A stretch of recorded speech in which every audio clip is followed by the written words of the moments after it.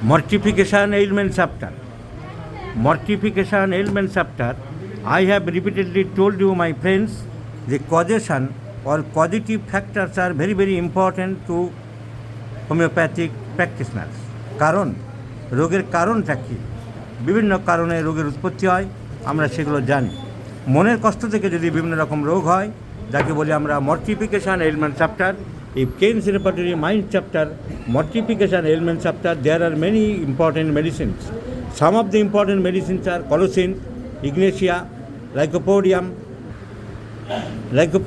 natrum mure, phosphoric acid, strepsitria. Causticum এখানে নেই। Causticum is also very important for mortification. কিন্তু ন্যাট্রামিউর দেখতে পাচ্ছেন, ন্যাট্রামিউর আমরা জানি, ইগনেশিয়া ন্যাট্রামিউর ডিসঅ্যাপয়েন্টেড অফ লাভ বা অন্য কোনো প্রবলেমে মর্টিফিকেশান, মনের কষ্ট, ফসফরিক অ্যাসিড, মনের দুঃখ কষ্ট, ইগনেশিয়া ন্যাট্রামিউর, ফসফরিক অ্যাসিড, রাগ দুঃখ, তার সাথে অপমানবোধ যদি বেশি মনে করে তাহলে স্ট্রেপিসেক্রিয়া। কিন্তু ন্যাট্রামিউর আছে। কিন্তু মর্টিফিকেশান যদি এইসব ওষুধগুলো থাকে তাহলে আমার যে কোনো রোগে আমি ভাবতে পারি যদি সেই ওষুধের সিমটম থাকে। কিন্তু স্লিপলেসনেস, ইনসামনিয়া, ঘুম আসছে না, মর্টিফিকেশান আপনার শুধু করোসিন। এটা কী হলো কেন্টের? এটা দ্বিচারিতা হলো নয় কি? তুমি মাইন্ডে বলছো মর্টিফিকেশানের উপরে আমার এত ওষুধ যে কোনোটা লাগতে পারে, আর তুমি শুধু মর্টিফিকেশান কজ স্লিপলেসনেস শুধু করোসিন দিলে। What is this?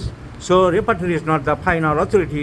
Say Kent হোক আর কেন্টের বাবাই হোক, গণ্ডগোল আছে।